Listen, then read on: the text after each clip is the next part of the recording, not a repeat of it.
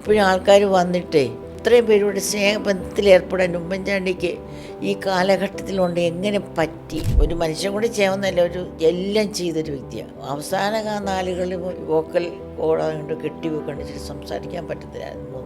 ഈ ഒരവസ്ഥ, ഈ സംസാരിക്കാൻ പറ്റുന്നൊരവസ്ഥ ഉമ്മൻചാണ്ടിയേക്കാൾ താങ്ങാൻ വരാതെ എനിക്ക്. മറിക്കുട്ടി ഇങ്ങനെ പറയാറുണ്ട്, അമ്മയെ ഭയങ്കരമായിട്ട് അമ്മയെ അറ്റാക്ക് ചെയ്യുന്നുണ്ട്, ചാണ്ടിബോനെ അറ്റാക്ക് ചെയ്യുന്നുണ്ട്. ഞാൻ ഒന്നാം പരിയായിട്ട് വന്നത്, പക്ഷേ പതുക്കെ എനിക്ക് മനസ്സിലായി ഈ പുള്ളി ചില്ലറക്കാരന് 2-3 ഭാര്യ വരും. ഉമ്മൻചാണ്ടി എല്ലാവർക്കും വേണ്ടി മാറിക്കൊടുത്തൊരു വ്യക്തിയാണ്. കേരളത്തിന് വേണ്ടി ജീവൻ കൊടുത്ത മനുഷ്യനായിരുന്നു ഉമ്മൻചാണ്ടി സാറ്. ആ ഉമ്മൻചാണ്ടി സാറിനോടൊപ്പം നിന്ന് സ്വന്തം കുടുംബജീവിതം കേരളത്തിന് വേണ്ടി സാക്രിഫൈസ് ചെയ്ത ഒരാളുണ്ട്, ശ്രീമതി മറിയാമ്മ ഉമ്മൻ. ദ മല്ലു ഷോയുടെ ആദ്യത്തെ എപ്പിസോഡിൽ നമ്മളോടൊപ്പം ഉള്ളത് മറിയാമ്മ ആൻറ്റിയാണ്. മറിയാമ്മ ആൻറ്റി, സ്വാഗതം.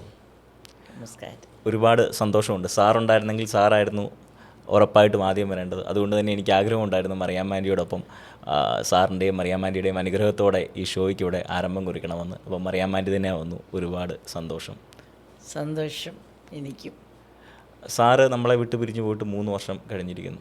കേരളം ഇപ്പോഴും അതിൽ നിന്ന് മുക്തമായിട്ടില്ല. അല്ലെങ്കിൽ നമ്മളിപ്പോൾ ഇവിടെ വന്ന ആൻറ്റിയോട് ഇപ്പോൾ ഈ ഷൂട്ടിന് മുമ്പ് സംസാരിച്ച മനുഷ്യരുടെ കണ്ണും അവിടെ നിന്ന് ഇറങ്ങിപ്പോകുന്ന സമയത്ത് ആ കണ്ണുകൾ നിറഞ്ഞാണ് ആ മനുഷ്യൻ അവിടെ നിന്ന് ഇറങ്ങിപ്പോകുന്നത് ഞാൻ കണ്ടത്. കേരളം മുക്തമായിട്ടില്ല. എത്രമാത്രം മറിയാമ്മ ആൻറ്റിക്ക് സാറിൻ്റെ ആ ഒരു വേദനകളിൽ നിന്ന് മുക്തമാകാൻ സാധിച്ചിട്ടുണ്ട്? അല്ലെങ്കിൽ ഒന്ന് എന്നെ പറ്റി പറയുകയാണെങ്കിൽ എനിക്ക് മുക്തമായി എന്നൊന്നും പറയാൻ ഒക്കത്തില്ല. ഇപ്പോഴും എനിക്ക് തോന്നുന്നത് കുറച്ചുകൂടെ കൂടിയിട്ടേ ഉള്ളൂ. പക്ഷേ എന്നെ ഓർക്കം ചെയ്യാൻ പറ്റുന്ന ചില അവസരങ്ങളുണ്ട്. അത് ഒരുപാട് ഇങ്ങനെ പ്രോഗ്രാംസ്, പിന്നെ ഞാൻ ഒത്തിരി പ്രാർത്ഥിക്കുമ്പോൾ, പിന്നെ കല്ലറടുത്തിരിക്കുമ്പോൾ, പുതുപ്പള്ളി വരുമ്പോഴൊക്കെ അതിൽ നിന്നൊക്കെ ഞാനൊരു മുക്തമായിട്ട് പലപ്പോഴും അനുഭവപ്പെടാറുണ്ട്. പക്ഷെ അത് കഴിയുമ്പോൾ പിന്നെ ആ ഒരു വാക്യം, ഒരു മനസ്സിനകത്തൊരു സന്തോഷക്കുറവ് വന്ന് കയറുന്നുണ്ട്, കൂടിയേ വരുന്നുള്ളൂ. കുടുംബത്തെക്കാളുപരി ഇവിടുത്തെ സാധാരണക്കാരോടൊപ്പമായിരുന്നു സാറിൻ്റെ ജീവിതം. ഇപ്പം 3 വർഷം തികയുന്ന ദിവസവും ആ കല്ലറയിലേക്ക് ഓടി വരുന്നവർ ആരും ക്ഷണിച്ചിട്ടല്ല, ആളുകൾ വരുന്നു, അവർ കരയുന്നു. ഇപ്പോഴും നമ്മൾ ആ കബറിങ്കിലേക്ക് പോയി കഴിഞ്ഞാൽ അവിടെ കത്തുകൾ വയ്ക്കുന്ന മനുഷ്യരുണ്ട്, അവിടെ വന്ന് വേദനകൾ പറയുന്ന മനുഷ്യരുണ്ട്, അവിടെ വന്ന് അനുഗ്രഹം തേടുന്ന മനുഷ്യരുണ്ട്. ഇതൊക്കെ കാണുമ്പോൾ മറിയാമ്മ ആൻറ്റിക്ക് സത്യം പറഞ്ഞാൽ ആ കാലഘട്ടം, പഴയ കാലഘട്ടം ഓർമ്മ വരാറുണ്ടോ? എനിക്ക് പഴയ കാലഘട്ടം ഓർമ്മ വരും. അതിനോടൊപ്പം തന്നെ എനിക്കതൊരു വിസ്മയമാണ്. ഇപ്പോഴും ആൾക്കാർ വന്നിട്ടേ ഇത്രയും പേരെ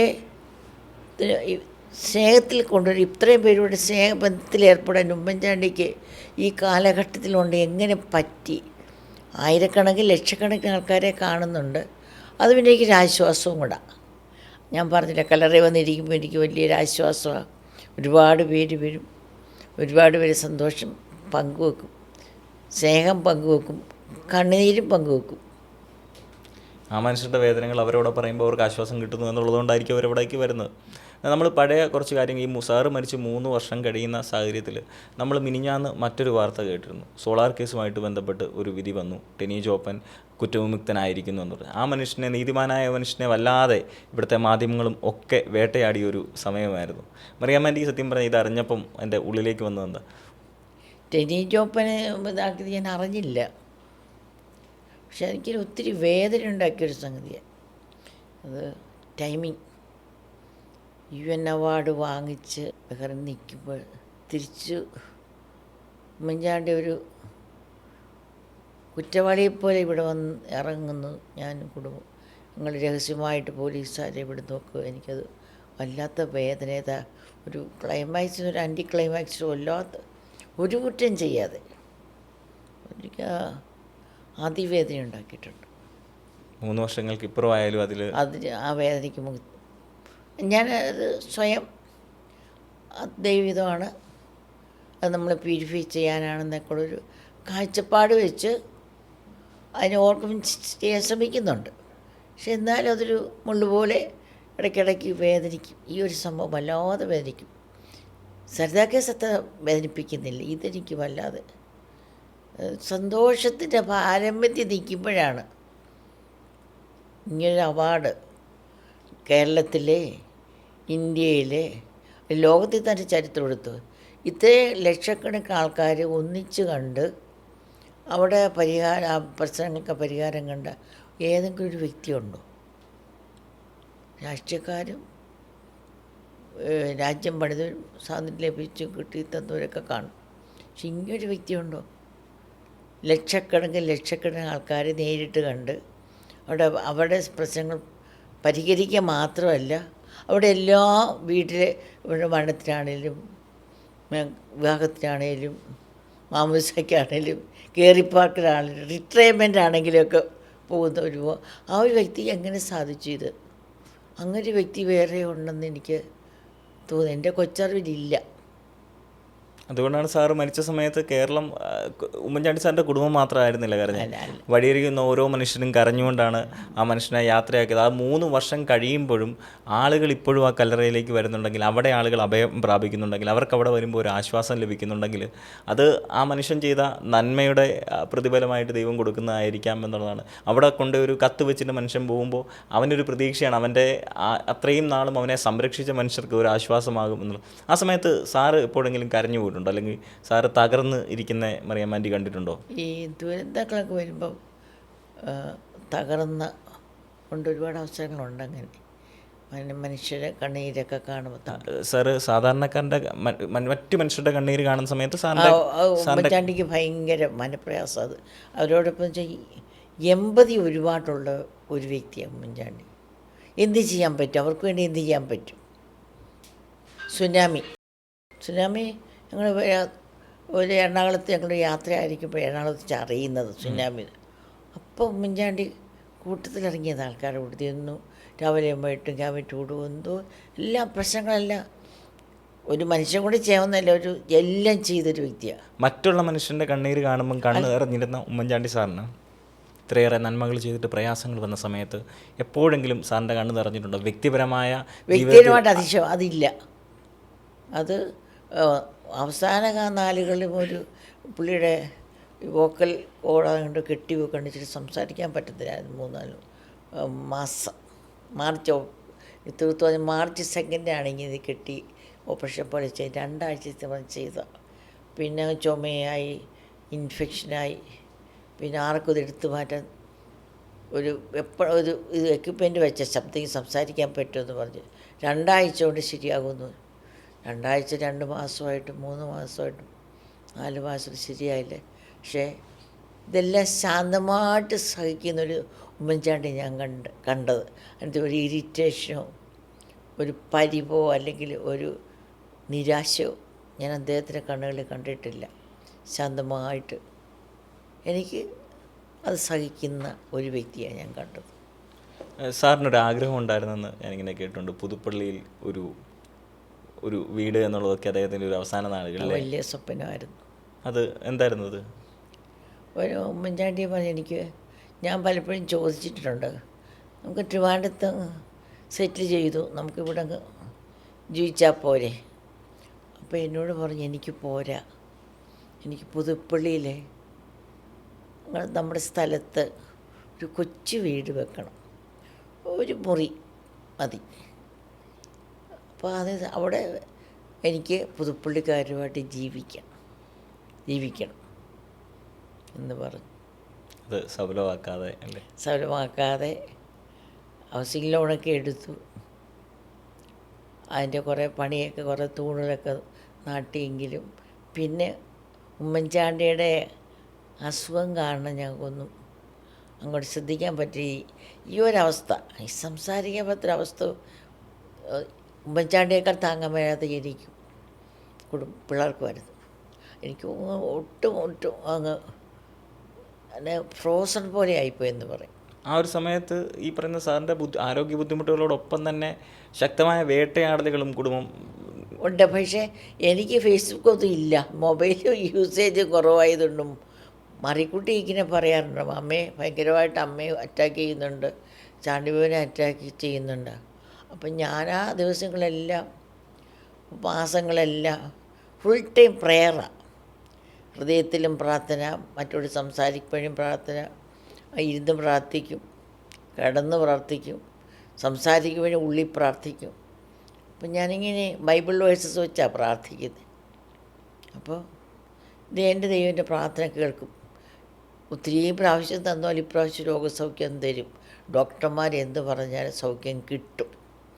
അങ്ങനെ വിശ്വസിച്ച് പ്രാർത്ഥിച്ചുകൊണ്ടിരുന്നപ്പോൾ ഇതൊന്നും ഞാൻ അതിൻ്റെ മറിക്കുട്ടി പറയുമ്പോൾ ഞാൻ പറയുമോ അത് ശ്രദ്ധിക്കേണ്ട മോളെ, നമുക്ക് പ്രാർത്ഥിച്ച് കുഞ്ഞിനെ ജീവിപ്പിക്കാം, രോഗത്തിന് റിക്കവർ ചെയ്യിക്കും. ആ ഒരു പ്രാർത്ഥനയുടെ ബലത്തിൽ ഞാൻ ഇപ്പോഴും എനിക്ക് മൊബൈലില്ലാത്തതുകൊണ്ട് ഞാൻ കാണുന്നില്ല, അതിൻ്റെ ഒരു ആഘാതമൊന്നും എന്നെ തട്ടിയിട്ടില്ല. ക്രൂരമായ വേട്ടയാടലുകളായിരുന്നു, മരിക്കപ്പെടുന്നിടം വരെ ക്രൂരമായി വേട്ടയാടപ്പെട്ടുകൊണ്ട്. അത് വേട്ടയാടി, അതെന്നെ വിഷമിപ്പിക്കുക, അതിനെക്കാട്ടി ഈ രോഗാവസ്ഥയായതിൽ. ഈ മാധ്യമങ്ങൾ അങ്ങേയറ്റം ആ മനുഷ്യനെ വിറ്റ് ജീവിച്ചിട്ടും, ഉമ്മൻചാണ്ടി സാർ എന്ന് പറയുന്ന വ്യക്തിയെ വിറ്റ് ജീവിച്ചും അതിനപ്പുറം ഒരു റിസൾട്ട് ഉണ്ടാകുന്ന സമയത്ത്, അല്ലെങ്കിൽ ഇതൊരു ബലം ഉണ്ടാകുന്ന സമയത്ത്, ഇപ്പം കോടതി വിധികൾ വരുന്ന സമയത്ത് ഇത് ചർച്ചയാക്കുന്നില്ല. ആ ഒരു സമയത്ത് 24 മണിക്കൂറും ഉമ്മൻചാണ്ടി സാറിനെ പറ്റി തന്നെ വാർത്തകൾ ചെയ്തുകൊണ്ട് അദ്ദേഹം കഷ്ടപ്പെട്ടുണ്ടാക്കിയെടുത്ത അദ്ദേഹത്തിൻ്റെ, അല്ലെങ്കിൽ ജനങ്ങളോടൊപ്പം ജീവിച്ച് 24 മണിക്കൂറും ജീവിച്ച് കെട്ടിപ്പടുത്ത ഇമേജ് തകർക്കാനായിട്ട് ഒരുപാട് കാര്യങ്ങൾ ചെയ്തു. അതേസമയം ഇതുമായിട്ട് ബന്ധപ്പെട്ട് ഇവർ ഒരു വാർത്തയും കൊടുക്കുന്നില്ല അല്ലേ? അതെല്ലാ കാര്യങ്ങളും അങ്ങനെയല്ലേ. ആരോപണമൊക്കെ വലുതായിട്ട് വരും, ആരോപണം തോന്നുമ്പോൾ കൊച്ചായിട്ടല്ലേ എവിടെയെങ്കിലൊക്കെ മൂലയിലൊക്കെ വരത്തുള്ളൂ. അതൊരു കോമൺ ആസ്പെക്റ്റ് അല്ലേ. ഇന്ന് എനിക്ക് തോന്നുന്നു, ഞാൻ ആ സമാപന ഈ സാറിൻ്റെ അനുസ്മരണ സമ്മേളനത്തിന് ചാണ്ടിയുമ്മൻ MLA സംസാരിക്കുന്നത് കേട്ടു, നിങ്ങൾ ഇതെങ്കിലും വിവാദമാക്കാതിരിക്കണമേ എന്ന് പറയുന്നത് ഞാൻ കേട്ടു. അതോടൊപ്പം തന്നെ ഞാൻ വേറൊരു രസകരമായിട്ടുള്ള കാര്യം കൂടെ, മറിയാൻ മാനിയുടെ ഒരു സ്റ്റേറ്റ്മെൻറ്റ് ഞാൻ കേട്ടു, എന്നെ വളരെ ആകർഷിച്ചൊരു ഇതാണ്, ഞാൻ ഉമ്മൻചാണ്ടി സാറിൻ്റെ 4ാം ഭാര്യയായിരുന്നു എന്ന്. അതെന്താ അങ്ങനെ? അത് ഉമ്മൻചാണ്ടി എനിക്കൊരു സമയം ഒരിക്കലും തന്നിട്ടില്ല.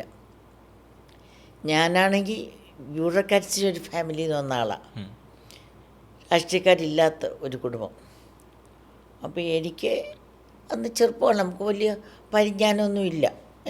അപ്പോൾ എൻ്റെ ഒരു പ്രതീക്ഷ ഉണ്ടല്ലോ, എൻ്റെ കസിൻസൊക്കെ ജോലി ചെയ്യുന്നവർ, അപ്പം ജോലി കഴിഞ്ഞ് ഒരു 5 മണിക്കോ 6 മണിക്കോ വീട്ടിൽ വന്നു, പിന്നെ കുറച്ച് നേരം ഫാമിലിയായിട്ട് സ്പെൻഡ് ചെയ്തു, ഒരു ശാന്തമായ ലൈഫ്. അതിൻ്റെ അപ്പുറം എനിക്ക് അങ്ങോട്ട് ചിന്തിച്ചൊക്കെ ഉള്ള ബുദ്ധിയില്ലായിരുന്നു അന്നത്തെ കാലത്ത്. എനിക്കാരും പറഞ്ഞു തന്നതുമില്ല, ഉമ്മൻചാണ്ടിയും പറഞ്ഞു തന്നില്ല ഒരു രാഷ്ട്രീയക്കാരൻ്റെ ജീവിതം ഇങ്ങനെ ആയിരിക്കും. അപ്പോൾ ഞാൻ വല്ലാതെ മടുത്തെന്ന് വെച്ചാൽ ഒട്ടും സംസാരിക്കാത്തൊരു വ്യക്തിയാണ് ഉമ്മൻചാണ്ടി. വന്നാൽ ഫുൾ ടൈം ഫോണ്, ഭക്ഷണം കഴിക്കുന്ന ഫോണും ആളുമായിട്ട് അന്ന് ഒരു 5-6 പേര് എപ്പോഴും കാണും. എന്ന് പറയുമ്പോൾ മന്ത്രിയാണ് ഞാൻ കല്യാണം കഴിച്ചത്. അപ്പം എനിക്ക് മന്ത്രിയുടെ പൊസിഷനും എനിക്കൊരു എന്നെ അഫക്റ്റ് ചെയ്യില്ല. മന്ത്രി ആയാലിപ്പം ഒരു പ്രാവശ്യം എന്നോട് പറഞ്ഞു, കരുണാകരൻ മന്ത്രിസഭയില്ല, പിന്നെ കരുണാകരൻ സാറ് രാജിവെച്ചല്ലോ, നാളെ ഞാൻ രാജിവെക്കുക എന്ന് പറഞ്ഞു. ആ മന്ത്രിസ്ഥാനം പോട്ടെ ഉമ്മൻചാണ്ടി പറഞ്ഞു. ഞാൻ അന്ന് വിട്ടോ ഈ ബാവേ, അപ്പോൾ ഒരു സ്ത്രീ അങ്ങനെ പറയത്തില്ലെന്ന്. അത് കഴിഞ്ഞ് ഉമ്മൻചാണ്ടിയോട് ഞാൻ പലപ്പോഴും പറഞ്ഞിട്ടുണ്ട്, രാജിവെക്ക് കുഞ്ഞെ, ഒന്ന് വല്ലാതെ ബുദ്ധിമുട്ടിച്ചിട്ടുണ്ട് പുള്ളിയെ. എനിക്ക് ഒരു കുടുംബം ചിന്തിക്കാൻ പറഞ്ഞ എൻ്റെ കാഴ്ചപ്പാട് ഇതായിരുന്നു. അപ്പോൾ എനിക്ക് കിട്ടുന്നില്ല, എനിക്കതുപോലെ ഭയങ്കര സഹിക്കാൻ മേലായിരുന്നു. പിന്നെ തിരിച്ച് ഈ 4ാം ഭാര്യയുടെ അടുത്തേക്ക് വന്നവരുണ്ടല്ലോ, 1ാം ഭാര്യ 2ാം ഭാര്യ എന്ന് 1ാം ഭാര്യ 1977 ഞങ്ങൾ വിവാഹിതരായി May 30. അല്ല, മറിയമാൻറ്റി പറഞ്ഞു 1ാം ഭാര്യ 2ാം ഭാര്യ 3ാം ഭാര്യ. 1ാം ഭാര്യ ഞാൻ 1ാം ഭാര്യയായിട്ട് വന്നത്. പക്ഷേ പതുക്കെ എനിക്ക് മനസ്സിലായി ഈ പുള്ളി ചില്ലറക്കാരന് 2-3 ഭാര്യമാർ വേറെയുണ്ട്. അപ്പോൾ എനിക്ക് ഞാൻ പയ്യെ ആലോചിച്ചപ്പോൾ എനിക്ക് സമയം തരുന്നില്ല, എന്നോട് സംസാരിക്കില്ല. വല്ലയിടത്തൊക്കെ കൊണ്ടുപോകും കേട്ടോ, പ്രോഗ്രാമിന് കൊണ്ടുപോയി എവിടെയെങ്കിലും കൊണ്ടിരുത്തും, പക്ഷെ ഒന്നും മിണ്ടത്തുമില്ല. ട്രെയിനെ പോലെ കൊണ്ട് മിണ്ടാമടം പോലെ, കാറെ പോലെ മിണ്ടാമടം പോലെ, ഒന്നും സംസാരിക്കത്തില്ല. അപ്പോൾ ഇങ്ങനെ ആയപ്പോഴത്തേക്ക് ഞാൻ നോക്കിയപ്പോഴത്തേക്ക് 1ാം ഭാര്യയായിട്ട് പുതുപ്പള്ളിക്കാരാണ് എന്നോട് പറഞ്ഞ്, ഞാൻ പരിഭവം പറയും എൻ്റെ ഭാവയെ എനിക്ക് ആഗ്രഹമില്ലാഞ്ഞിട്ടല്ല, പറ്റുന്നില്ല, എനിക്ക് മനസ്സിലാക്കാനുള്ള കഴിവില്ലായിരുന്നു അന്നത്തെ കാലത്ത്. അപ്പോൾ 1ാം ഭാര്യ പുതുപ്പള്ളി. അത് കഴിഞ്ഞ് കുറേ കഴിയുമ്പോൾ ഇങ്ങനെ കേരളം മൊത്തം നടക്കും. അപ്പം ഞാൻ പ്രാർത്ഥിക്കേണ്ട ദൈവമേ, ഇന്നാരും കോൺഗ്രസ്സുകാരുടെ അവരില്ല, അവിടെ ബന്ധുക്കൾ ആരും മരിക്കല്ലേ, ഈ പുള്ളി ഉടനെ പോവും, എല്ലായിടത്തും പോവും, എല്ലാ കല്യാണങ്ങൾക്കും എല്ലാം. അത് ഇല്ലോ മരിച്ചാലും പോവും, കോൺഗ്രസ് പാർട്ടിക്കാരുടെ ആണെങ്കിൽ ഇല്ലോ മരിച്ചവർ പോവും. പുതുപ്പള്ളി പിന്നെ പോട്ടെ, നമുക്ക് അറിയാം പുതുപ്പള്ളി കോൺസ്റ്റിറ്റ്യൂൻസി ആയിട്ടുള്ള കുഞ്ഞെടുക്കും. അപ്പം 2ാം ഭാര്യയായിട്ട് മലയാളികൾ മൊത്തം കേരളം മാറി. 3ാമത്തെ ഭാര്യ എന്ന് വെച്ചാൽ പാർട്ടി, കോൺഗ്രസ് പാർട്ടിക്ക് വേണ്ടി ഉമ്മൻചാണ്ടി ഒരുപാട് വ്യക്തികൾക്ക് വേണ്ടി വഴിമാറി കൊടുത്തിട്ടുണ്ട്. അപ്പോൾ അങ്ങനെ അത് മൂന്നാം വരി. പിന്നെ ഇതെല്ലാം അഡ്ജസ്റ്റ്മെൻറ്റ് എവിടെ ചേർന്ന് ചെയ്യേണ്ടത്, ആരാ ചെയ്യേണ്ടത്? നാലാം ഭാര്യയായി ഞാനിത് രാവിലെ കേട്ടപ്പം ഞാൻ ട്രെയിനിൽ യാത്ര ചെയ്തുകൊണ്ടിരുന്നപ്പോഴാണ് ഇത് കേൾക്കുന്നത്. അപ്പം തന്നെ എനിക്കിങ്ങനെ ഭയങ്കരമായിട്ട് ടച്ച് ചെയ്തതാണ്. ഞാനിപ്പം വീണ്ടും എടുത്ത് ചോദിച്ചത്, മറിയാമ്മ കർമ്മയിൽ വിശ്വസിക്കുന്നുണ്ടോ? നമ്മുടെ പ്രവൃത്തിയില്ലോ? നമ്മുടെ പ്രവൃത്തി, നമ്മൾ ഇപ്പം സാറിനെ നോവിപ്പിച്ചവരെല്ലാം, ഉമ്മൻചാണ്ടി എന്ന് പറയുന്ന ആ മനുഷ്യനെ നോവിപ്പിച്ചവരെല്ലാം ഒരു ദിവസം അല്ലെങ്കിൽ മറ്റൊരു ദിവസം അവർ ചെയ്തതിന് അവർക്ക് തിരിച്ചു കിട്ടുന്നുണ്ട്. അവരെന്താണോ ചെയ്തത് അവർക്ക് ആ ഒരു തലത്തിൽ തിരിച്ചു കിട്ടുന്നുണ്ട്. അങ്ങനെ സാറിനെ നോവിപ്പിച്ചത് കൊണ്ടാണ് എന്ന് പിന്നെ കർമ്മം ഞാൻ വിശ്വസിക്കുന്നില്ല. എന്തുകൊണ്ടെന്നാൽ ദൈവം അനുവദിച്ചിട്ടാണ് നമുക്ക് ഈ കഷ്ടതകളൊക്കെ വരുന്നത്. പിന്നെ ഞാനൊരു ക്രിസ്തു വിശ്വാസിയാണ്. ക്രിസ്തു എന്താ പറഞ്ഞിരിക്കുന്നത്? നിങ്ങളെല്ലാവരും ക്ഷമിക്കണം, സഹിക്കണം, പൊറുക്കണം, വലുത് അടുത്തടിക്ക് അടുത്തും കൊണ്ട് കാണിച്ചു കൊടുക്കണം, സഹിഷ്ണുത. പിന്നെ ഒരു കാര്യം, ഒരു പോസിറ്റീവ് ആസ്പെക്റ്റ് ഈ സഹിഷ്ണുതയിലുണ്ട്. അതെന്ന് വെച്ചാൽ നമ്മുടെ പേഴ്സണാലിറ്റിയെ പ്യൂരിഫൈ ചെയ്യുക. നമ്മളൊത്തിരി സഹിഷ്ണുതയൊക്കെ പഠിക്കുമ്പോഴത്തേക്കുണ്ടല്ലോ, നമ്മൾ കോപിച്ച ആർക്കാ ദോഷം? നമുക്ക് തന്നെയാണ് ദോഷം. നമ്മുടെ മെൻ്റൽ ഹെൽത്ത് പോവും. നമ്മൾ സമാധാനമായിട്ടിരിക്കുകയാണെങ്കിൽ സമാധാനം എന്ത് ചെയ്യണം? ക്ഷമിക്കണം. സാറ് ക്ഷമയുടെ ക്ഷമ, താഴ്മ, സൗമ്യത, മനസ്സിൽ ഇത് നമ്മുടെ മൂല്യങ്ങളുടെ കാര്യമാണ് പറഞ്ഞത്.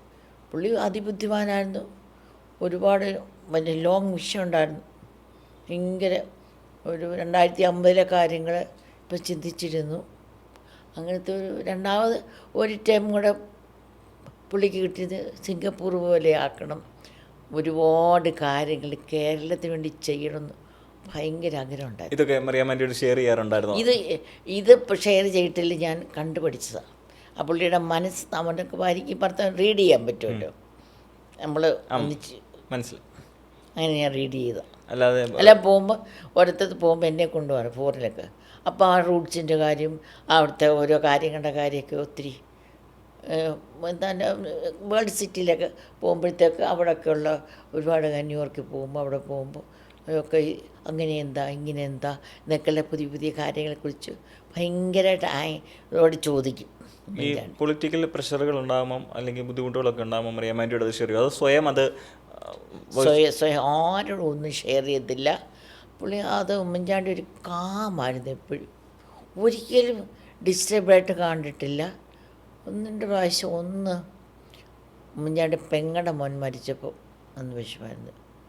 പിന്നെ ഇന്ദിരാഗാന്ധിക്ക് വെടിയേറ്റപ്പോൾ ഞാനത് ബാങ്കിലാണ് അന്ന് വിളിച്ചു. വളരെ ഭയങ്കര ഒരു വല്ലാത്തൊരു വോയിസ്, സബ്ഡ്യൂട്ട് വോയിസ്. ഇന്ദിരാഗാന്ധിക്ക് വെടിയേറ്റു. അത് ഭയങ്കര വിഷമിച്ചാണ് പറഞ്ഞത്. രാജീവ് ഗാന്ധി പറഞ്ഞപ്പോൾ എനിക്ക് ബോധമില്ല, ഞാൻ അതുപോലെ കളിച്ചത്. അപ്പോൾ എനിക്കത് ഉമ്മൻചാണ്ടി റിയാക്ഷൻ ശ്രദ്ധിക്കാൻ പറ്റില്ല. ഞാൻ ഭയങ്കര അപ്സെറ്റാണ്. ഞാൻ വലിയ കരഞ്ഞതാണ് രാജീവ് ഗാന്ധി മരിച്ചപ്പോൾ.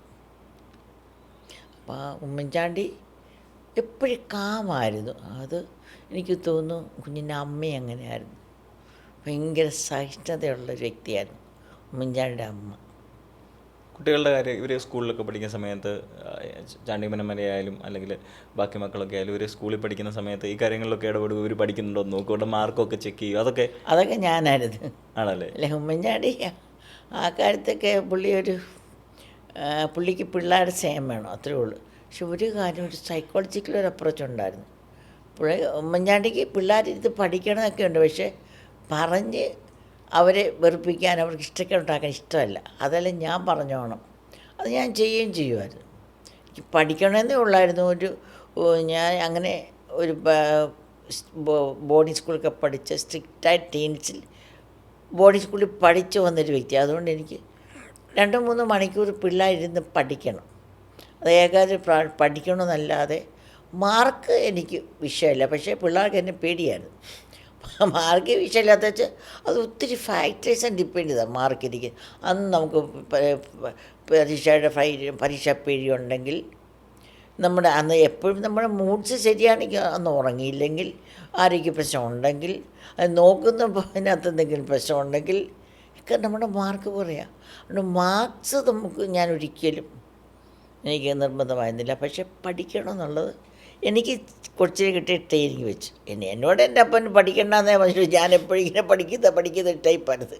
ഈ ഇവർക്ക് മിസ് ചെയ്യാറുണ്ടോ മക്കൾക്ക്? ഇവർ ഉമ്മൻചാണ്ടി സാർ എന്ന് പറയുന്നത് ഇപ്പം നോർമലി ബാക്കി കൂടെ പഠിക്കുന്ന പിള്ളേരൊക്കെ അവരുടെ ഫാദർ അല്ലെങ്കിൽ 24/7 അവർക്ക് അവൈലബിൾ ആയിട്ട് നിൽക്കുമ്പം, ഇവിടെയാണെങ്കിൽ 24/7 ജനങ്ങൾക്ക് അവൈലബിൾ ആയിട്ട് നിൽക്കുന്നു, ഇവർക്ക് അവൈലബിൾ ആയിട്ട് ഇല്ല. അത് മറിയക്കുട്ടിക്കും അച്ഛനും എനിക്ക് അത്ര തോന്നിയിട്ടില്ല. അവർക്ക് ഒത്തിരി ഇത് ഫീൽ ചെയ്തിട്ടുണ്ട്. പക്ഷെ ചാണ്ടിക്ക് ശരിക്കും ഫീൽ ചെയ്തിട്ടുണ്ട്. ചാണ്ടി കുറച്ചുകൂടെ ഒത്തിരി കൂടെ ഒരു ഈ പാമ്പൃതി വളർത്തിയൊരു കൊച്ച ചാണ്ടി. ഞങ്ങളുടെ ഇളയ കൊച്ച, കുഞ്ഞിൻ്റെ വീട്ടിൽ ഇളയ കൊച്ച, എൻ്റെ വീട്ടിൽ ഇളയ കൊച്ച. അപ്പോൾ ഒത്തിരി ചാണ്ടി മോൻ എന്ന് വിളിച്ച് അങ്ങനെ ഒത്തിരി പാമ്പൃതി വളർത്തിയൊരു കൊച്ച. അപ്പോൾ അവനും ഒത്തിരി മോനൊത്തിരി ഈ പിന്നെ ചാണ്ടിമാരെന്നാണ് വിളിക്കുന്നത്. അങ്ങനെ വിളിച്ച് ചാണ്ടിമാർ വിളിച്ച് ഒരുപാട് ഞാൻ പറയും his very rich in aunties, number of aunties. ഒരുപാട് ആൻറ്റീസ് ഉണ്ട്. എനിക്കൊരു പ്രയർ ഗ്രൂപ്പൊക്കെ കേട്ടോ. അങ്ങനെ ഒരുപാട് പേര് വീട്ടിൽ വരും. അവരെല്ലാം മിക്കവാറും ലേഡീസാണ്. അവരെ ചാണ്ടിമാരെന്ന് വിളിച്ച് അങ്ങനെ ചാണ്ടിമാരെന്നാണ് എല്ലാവരും വിളിക്കുന്നത്. സമപ്രായമുള്ളവർ പോലും വിളിച്ച് ചാണ്ടിമാൻ കേൾക്കാൻ പറ്റും. അങ്ങനെ നല്ല യാത്രകളല്ലോ ഉണ്ടായിട്ടുണ്ട്. യാത്രകൾ ഞങ്ങൾ ഒത്തിരി ചെയ്തിട്ടുണ്ട്. എൻ്റെ നല്ല ഓർമ്മകളൊക്കെ ആ 80s ഞങ്ങൾ പോയിട്ടുണ്ട്. പിന്നെ ഒരു ദിവസം ഞങ്ങൾ അമേരിക്ക ഇപ്പോൾ പാകിസ്ഥാനിൽ വെച്ച് പ്ലെയിൻ ക്രാഷായി തെന്നി മാറി. ഞങ്ങൾ ചാടി രക്ഷപ്പെട്ടു. ആണോ? പിന്നെ രസകരമായ ഒരുപാട് അനുഭവങ്ങളൊക്കെ ഉണ്ടായിട്ട് ഉമ്മൻചാണ്ടി കൊണ്ടുവന്ന് തമ്മിലടിച്ച കാര്യങ്ങൾ പുതുപ്പള്ളിക്കാർ എനിക്ക് കൊണ്ടുപോകണം. അതൊക്കെ പഴയ വർഷത്തുമ്പോൾ. അപ്പോൾ ഇപ്പോൾ കുറേ ഇറേസ് ചെയ്തു. മനസ്സിൽ ഒരുപാട് ടെൻഷൻസ് വരുമ്പോഴും പഴയ കാര്യങ്ങളൊക്കെ ഓൾറെഡി നമുക്ക് പ്രായം നമ്മുടെ കാലഘട്ടം കുറേ കഴിയുമ്പോൾ ഏജിങ്ങിന് നമ്മുടെ പഴയ കാര്യങ്ങളൊക്കെ നമ്മൾ കുറേ മറന്നു. പക്ഷേ ഇത് ചന്ദ്രൻ്റെ കാര്യങ്ങൾ നമ്മൾ ഓർത്തോർത്ത് നോക്കിയാൽ ഓർമ്മ വരും. പിന്നെ ഉമ്മൻചാണ്ടിക്ക് ഭയങ്കര സെൻസ് ഹ്യൂമർ ഉണ്ടായിരുന്നു. ആർക്കും അറിയത്തില്ല. ഭയങ്കര സെൻസ് ഹ്യൂമറുള്ള ആളാണ്. ഐറനിക്കായിട്ട് സംസാരിക്കും. പിള്ളേരോട് പറയും. ഉമ്മൻചാണ്ടി ചിലപ്പോൾ ഇഷ്ടമില്ല. ഇപ്പോൾ വല്ലപ്പോഴും പിള്ളേർ പഠിക്കാതെ വല്ല ടി വിയൊക്കെ നടക്കാണ്ട് പറയും, ഓ പഠിച്ച് ക്ഷീണിച്ച് വരുമ്പോൾ ഇവർക്ക് കൂടുതൽ ഭക്ഷണം കൊടുക്കും. അങ്ങനെ പറയും. പിന്നെ പറയും പഠിച്ച് ക്ഷീണിക്കല്ലേ മക്കളെ എന്ന് പറയും. ടി വി കണ്ടോണ്ടിരിക്കാൻ പറയുമോ? അല്ല, ഇവിടെ ഭക്ഷണം കഴിക്കാനൊക്കെ എല്ലാവരും ഒന്നിച്ച് കഴിക്കും. പുള്ളിക്കത് ഉമ്മൻചാണ്ടിക്ക് വലിയ ആഗ്രഹമുള്ള കാര്യം.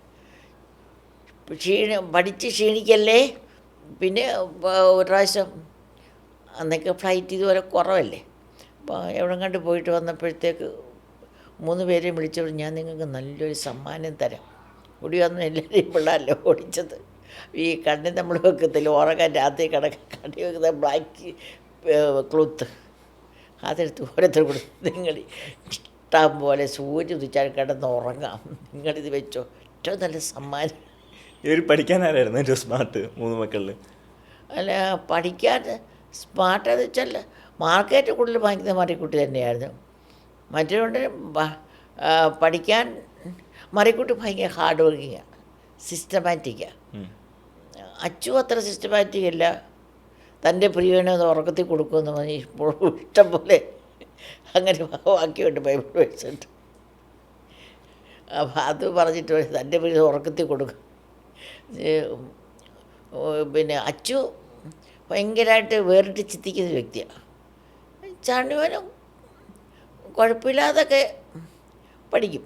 ഞാനിപ്പോൾ പിന്നെ പഠിച്ചു 7 ഡിഗ്രി ഉണ്ട് ചാണ്ടിമാൻ.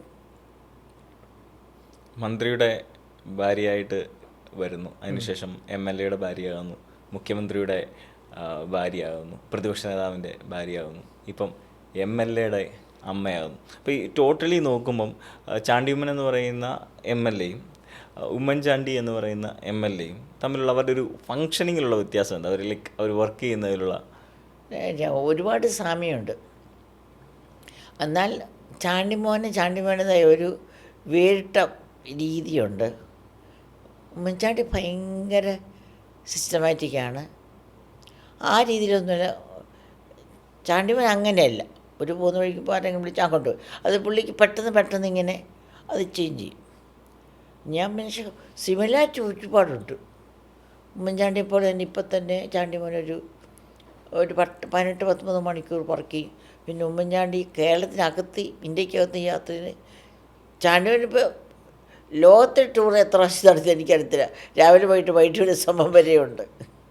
അപ്പോൾ ഒരുപാട് യാത്രയും ഉമ്മൻചാണ്ടി കേരളത്തിലെ ഊടുവെല്ലാം അറിയാമെങ്കിൽ ചാണ്ടിമോൻ ഇന്ത്യയിൽ ലോകത്തെ തന്നെ ഒരുപാട് സ്ഥലത്ത് ഇങ്ങനെ യാത്ര ചെയ്ത് ഒരുപാട് സ്ഥലം അറിയാം. ഉമ്മൻചാണ്ടി ഫാസ്റ്റായിട്ട് നടക്കുന്നത്, ചാണ്ടിമോൻ ഓടും. രാഹുൽ ഗാന്ധിയുടെ ഒപ്പം ആരുടെ അടുത്ത് പോകുമ്പോൾ ആർക്ക് പുള്ളിയോട് ഒത്തിച്ചോടാനൊക്കത്തില്ല. അതായത് ഉമ്മൻചാണ്ടി ചെരുപ്പ് തേയുന്നവരെ ഇടും. അത് പൊട്ടുമ്പോഴേ അടുത്തൊരു ചെരുപ്പ് തരത്തുള്ളൂ വാങ്ങിക്കാൻ, അല്ല ഇടത്തില്ല. ചാണ്ടിമോനെ ചെരുപ്പ് ഇല്ലാതെ നടക്കും, ചെരുപ്പില്ലാതെ നടക്കും. ഇവർ രണ്ടുപേരും വസ്ത്രധാരണം അല്ല എന്തായാലും ഓക്കെയാണ്. ചാണ്ടിമോന് ഫാഷൻ ഇപ്പോഴത്തെ യൂത്തുകാരെ പോലെ ഫാഷനൊന്നും ഇല്ല, ബ്യൂട്ടി പാർലറൊന്നും പോകത്തില്ല, അങ്ങനത്തെ പരിപാടികളൊന്നുമില്ല. ഒരു സാർ സെറ്റ് ചെയ്ത് വെച്ചിരിക്കുന്ന ഒരു മോഡൽ അസിറ്റ്. പക്ഷേ തലമുടി ചെയ്യുന്ന കാര്യത്തിൽ ഒരു വ്യത്യാസം. ഉമ്മൻചാണ്ടി കുളിച്ചേച്ച് വന്നിട്ട് കണ്ണാടി നോക്കാതെ ഇങ്ങനെ ഒരു ചീക ചെയ്യും. അപ്പോൾ ഇങ്ങനെ ഒതുങ്ങിയിരിക്കുന്ന മുടിയല്ല ഉമ്മൻചാണ്ടിയുടെ, ഇങ്ങനെ കിടക്കും. പക്ഷേ ചാണ്ടിമോനാണെങ്കിൽ കണ്ണാടിയൊക്കെ നോക്കും, മുടി ചെയ്യത്തില്ല. പറയാറുണ്ടായിരുന്നു മുടി ചെയ്യാൻ. ഞാൻ എനിക്കിഷ്ടമല്ല മുടി ചെയ്യാത്തത്, ഞാൻ പറയും. പിന്നെ ഇഷ്ടക്കേടാകുമ്പോൾ പിന്നെ നിർത്തി. ഒരുപാട് കാര്യങ്ങളല്ലേ രണ്ട് ടൈമിലല്ലേ, ഒരു 5 വർഷം തികഞ്ഞിട്ടില്ല, ഇതൊരു 5 വർഷം ആയിട്ടില്ല, 3 വർഷം കൊണ്ട് 3 വർഷം കൊണ്ട് ചാണ്ടിമോന് വന്ന ചേഞ്ച് ഭയങ്കര ഇമ്പ്രൂവ്മെൻറ്റ്, ഭയങ്കര രീതിയിലുള്ളൊരു മാറ്റം വന്നു. എല്ലാ രീതിയിലും മാറ്റം വന്നിട്ടുണ്ട്. ഇതുവരെ ചെയ്തതിൽ ഏറ്റവും ഇഷ്ടപ്പെട്ടെ ഇഷ്ടപ്പെട്ട വെച്ചാൽ ഉമ്മൻചാണ്ടിയെ പോലെ തന്നെ ഒരുപാട് പാവങ്ങളോട് സഹായിക്കുന്ന ഒരു ആറ്റിറ്റ്യൂഡുണ്ട്. പിന്നെ സ്പോർട്സ് ഒരു ലഹരി വിളിക്കുമ്പോൾ സ്പോർട്സ് ലഹരി ചാണ്ടിമോന് ലഹരി വിരുദ്ധം. ചാണ്ടിമോന് ഒന്നും കുടിക്കത്തൊന്നുമില്ല കേട്ടോ, ബിയർ പോലും കുടിക്കത്തില്ല, സ്മോക്കിംഗ് ഇല്ല, അങ്ങനത്തെ ഒരു വൃത്തിയായിട്ട പരിപാടി കമ്പനിയടിയില്ല, ഒന്നുമില്ല. ഭക്തിയുണ്ട്, ഭക്ഷണം കുടിച്ച് നന്നായിട്ട് കൊടുത്താൽ കഴിച്ചോളൂ, എല്ലാ ഫാസ്റ്റിങ്ങും എടുക്കും. സർവമത വിശ്വാസിയാണ്. സർവമത വിശ്വാസം ഡീപ്പ് റൂട്ട് ക്രിസ്ത്യൻ ഫെയ്ത്ത് ആയിരുന്നു. സർവമത വിശ്വാസം എനിക്ക് തോന്നി ഈ 3-4 വർഷത്തിന് ഡെവലപ്പ് ചെയ്ത ഒരു സംഗീതം. പക്ഷേ ഒരുപാട് മോൻ ബുക്സ് വായിക്കും, അതവന് മോനെ ഇൻഫ്ലുവൻസ് ചെയ്യുന്നുണ്ട്. ചെറുപ്പത്തിൽ ഞാൻ എൻ്റെ രീതിയിൽ നല്ല ഭക്തിയിൽ വളർത്തി. ഏറ്റവും ഭക്തൻ ചാണ്ടിയമ്മൻ തന്നെയായിരുന്നു 3 പിള്ളേരിൽ. 2-3 പേരും ദൈവഭക്തിയിലാണ് വളർന്നല്ലേ? അതും ദൈവഭക്തി തന്നെയാണ് വളർന്ന പിള്ളേർ. ഞാൻ എല്ലാ ഞായറാഴ്ചയും പള്ളിയിൽ പോകണം, ഞായറാഴ്ച പഠിക്കാൻ പാടില്ല, അങ്ങനെ സ്ട്രിക്റ്റായിട്ടുള്ള കാര്യങ്ങളായിരിക്കും ഉണ്ടായിരുന്നു. ചാണ്ടിയമ്മൻ ടാർഗറ്റ് ചെയ്യപ്പെടുന്നതായിട്ട് തോന്നാറുണ്ടോ? ടാർഗറ്റ് ചെയ്യപ്പെടുമ്പോൾ എപ്പോഴും ഇങ്ങനെ ഉണ്ട്, അതുണ്ട്, ടാർഗറ്റ് ചെയ്യപ്പെടുന്നുണ്ട്. വിഷമമുണ്ടായിരുന്നു? അത് ചെറുപ്പമല്ലേ, ഉമ്മൻചാണ്ടിയെ പോലുള്ള മെൻ്റൽ പവർ നേടിയെടുക്കണ്ടേ, അതിൽ എനിക്ക് വിഷമമുണ്ട്. അതിന് താങ്ങാൻ പറ്റുമോ വിഷമം. ഈ വട്ടം മന്ത്രിയാവുമെന്ന് പ്രതീക്ഷ ഉണ്ടായിരുന്നോ? മന്ത്രിയാകുമെന്ന് ആ പ്രതീക്ഷ വലുതായിട്ടൊന്നും ഇല്ലായിരുന്നു. പക്ഷേ മാധ്യമക്കാർ ഇങ്ങനെ പറഞ്ഞുകൊണ്ടിരുന്നപ്പോൾ ഒരു പ്രതീക്ഷ വന്നു, നമുക്ക് ആകുമായിരിക്കും. പക്ഷേ അതൊരു 3-4 മണിക്ക് കഴിഞ്ഞ് വരികയല്ലേ, അടങ്ങാൻ പോകുന്നില്ലെന്ന്. ആളും അതിനുവേണ്ടി കാര്യമായിട്ട് ട്രൈ ചെയ്തിട്ടില്ലെന്ന് തോന്നുന്നല്ലേ? ഇല്ല, അത് അതിനകത്ത് ഉമ്മൻചാണ്ടി ഒരു ക്വാളിറ്റി അവനുള്ളത്. ഉമ്മൻചാണ്ടി എല്ലാവർക്കും വേണ്ടി മാറിക്കൊടുത്തൊരു വ്യക്തിയാണ് ജീവിതകാലം മൊത്തം. ഒരുപാട് പേർക്ക് കോൺഗ്രസ് നേതാക്കന്മാർക്ക് മന്ത്രിമാരാകാൻ വേണ്ടി ഉമ്മൻചാണ്ടി വഴി മാറിക്കൊടുത്തിട്ടുണ്ട്. അപ്പോൾ എന്നോട് തലേന്ന് പറയും, നാളത്തെ മന്ത്രിസഭയെ ഞാൻ കാണത്തില്ല കേട്ടോ. പിന്നെ കുറച്ച് തമാശയൊക്കെ പറയും. ഇന്നെന്നറിയോ, നാളെ എനിക്ക് വിഷമമാണെന്ന് തോന്നായിരിക്കും. എനിക്കങ്ങനെ തോന്നിയിട്ടില്ല. നമ്മളെ മെൻ്റലി പ്രിപ്പയർ ചെയ്ത അപ്പോൾ ഓരോ ദിവസം ഇതുപോലെ രാജിവെക്കാൻ പോകും 92. അപ്പോൾ തലേന്ന് ഒരുപാട് കഥകൾ പറഞ്ഞ് അങ്ങ് ചിരിപ്പിക്കുക ഞങ്ങളെ. അപ്പോൾ പിറ്റേന്ന് ആ ഒരു മൂഡിൽ ഞങ്ങളിരുന്നുകൊണ്ട് പിറ്റേന്നൊന്നും തോന്നിയില്ല. അപ്പോഴേക്ക് പിന്നെ മനസ്സിലായി ഈ ചിരിപ്പിച്ച പിഴി ഇതിനായിട്ട് ഞങ്ങളെ പ്രിപ്പയർ ചെയ്ത്. പക്ഷേ അത് മോനോടൊരു ചോദ്യം ചോദിച്ചല്ലോ, മുഖ്യമന്ത്രിയാണെന്ന്. പക്ഷേ എന്നെ സംബന്ധിച്ചിടത്തോളം ഉമ്മൻചാണ്ടി എൻ്റെ ഭർത്താവായിരുന്നു. മന്ത്രിയോ മുഖ്യമന്ത്രിയോ ഓപ്പോസിഷൻ ലീഡറോ യുഡിഎഫ് ഒന്നും ആയിരുന്നില്ല, MLA ഒന്നും ആയിരുന്നില്ല. എനിക്ക് ഉമ്മൻചാണ്ടിയുടെ ഭർത്താവ്. അതിൻ്റെ അപ്പുറം അതുപോലെ AKAntony മുഖ്യമന്ത്രിയായിട്ടല്ല എനിക്ക്, AKAntony ഇവൻ ലീഡറാണെങ്കിൽ പോലും അടുപ്പുണ്ടാകുന്നത് ലീഡർ അത് ലീഡർ അല്ലാതെ മുഖ്യമന്ത്രിയാണെന്നൊരു തോന്നൽ എനിക്ക് ആ കാലങ്ങളിൽ തോന്നിയിട്ട് ഈ കാലത്ത് ഒത്തിരി തോന്നാറുണ്ട്. അയ്യോ ഇത്രയും പവർ ഉണ്ടായിരുന്നു മുഖ്യമന്ത്രി മന്ത്രിക്കൊക്കെ. ഞാൻ നിസ്സാരമായിട്ട് കണ്ടല്ലോ. ഞാൻ രാജിവെക്കണമെന്ന് പറഞ്ഞ ആളല്ലേ. എ കെ ആൻ്റണിയുടെ കല്യാണം സാറും ആൻറ്റി കൂടെ ചേർന്ന് നടത്തി കൊടുത്തു എന്ന് പറയുന്നത്. അതെ അതെ, അത് സത്യം. എങ്ങനെയായിരുന്നു? അത് കഴിയും ഞാൻ 78 തൊട്ടാന്ന് തോന്നുന്നു ഞങ്ങൾ തമ്മിൽ കാനറ ബാങ്ക് വെച്ച് വലിയ കൂട്ടായി. ആര്? യേശുത്തുമായിട്ട് നിങ്ങൾ ഒരുമിച്ച് വർക്ക് ചെയ്തോണോ രണ്ടുപേരും? അപ്പോൾ ഞങ്ങൾ വലിയ കൂട്ടായിരുന്നു. കൂട്ടായിട്ട് അത് ഞാൻ ആൻ്റണി ഇടയ്ക്ക് ഒരു പ്രാവശ്യം ചോദിച്ചപ്പോൾ ഞാൻ കല്യാണം കഴിക്കുന്നില്ല എന്ന് പറഞ്ഞു. ഞാൻ ആൻ്റണി AICC ജനറൽ സെക്രട്ടറി ആയിട്ടോ ഏതാണ്ടായിട്ട് കമ്മിറ്റി ഏതാണ്ടായിട്ട് ഡൽഹിയിൽ പോയി. ഡൽഹിയിൽ പോയപ്പോൾ അവിടെ ചെന്നപ്പോഴത്തേക്ക് ആൻ്റണി കേരളമല്ലല്ലോ ഡൽഹി. ആ ഒരു അവസ്ഥയിൽ എനിക്ക് പുള്ളിക്ക് ആഗ്രഹം തോന്നി കാണുമായിരിക്കാം കല്യാണം കഴിക്കണത്. ഒരു പ്രാവശ്യം ഡൽഹിയിൽ പോയിട്ട് വന്നപ്പോൾ എന്നോട് ഉമ്മൻചാണ്ടി പറഞ്ഞു, ആൻ്റണിക്ക് വേണ്ടി നമുക്ക് എഴുത്തുവത്തിന് ആലോചിച്ചാൽ എന്താ? ഞാൻ കൊള്ളാം, നമുക്ക് ആലോചിക്കാം. അപ്പോൾ ആലോചിച്ചപ്പോൾ പുള്ളിക്കാരനെ മനസ്സായി. പിന്നെ എലിസബത്തിന് വന്ന് കണ്ടു, ഇങ്ങോട്ട് വീട്ടിൽ വെച്ചായിരുന്നു കാണാൻ. അപ്പോൾ എലിസബത്താണെങ്കിൽ നല്ല വെളുത്ത്, അന്നത്തെ കാലത്ത് നല്ല ഫാഷനബിളായിട്ട് ലേഡി ആരെയാണ് ഇഷ്ടപ്പെടും. അപ്പോൾ ആൻ്റണിക്ക് ഇഷ്ടപ്പെട്ടു. വീട്ടിൽ വെച്ച് കല്യാണം നടത്തി. ആ ബന്ധം ഇപ്പോഴും ഉണ്ടല്ലേ? ആ സ്നേഹബന്ധം കുടുംബങ്ങൾ തമ്മിലുള്ള. ഈ കഴിഞ്ഞ ഇടയ്ക്കും MLAയും മറിയാം ആൻ്റിയും കൂടെ എവിടേക്ക് പോകുന്ന കാണുവാനായിട്ട് ഇടയായി. ആ ഒരു ബന്ധം എങ്ങനെ മെയിൻറ്റെയിൻ ചെയ്ത്? അതങ്ങനെ ആൻ്റണി എപ്പോഴും പറയാൻ ഭാവിയാണ് എൻ്റെ കല്യാണം നടത്തി എപ്പോഴും പറയും. എനിക്ക് അപ്പോൾ നമ്മുടെ പഴയ ബന്ധങ്ങൾ എന്ന് പറയും ഇപ്പോഴത്തെ ബന്ധം പോലെയല്ലോ.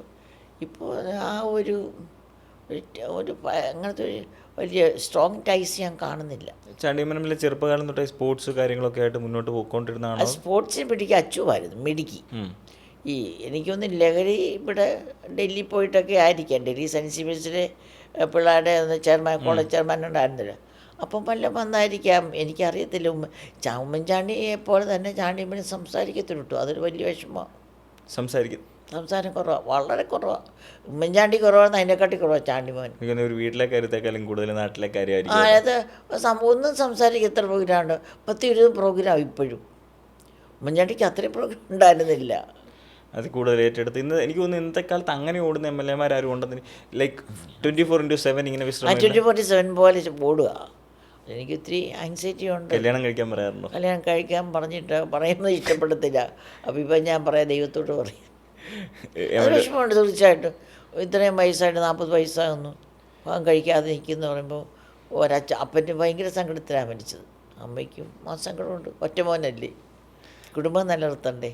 പറയുമ്പോൾ എന്താ പറയുന്നത്? ഇപ്പോഴും ആവശ്യം സ്ട്രെസ്സുണ്ട്. ഇനി ഒരു സ്ട്രെസ്സോട് തലയൊക്കെ പറ്റും.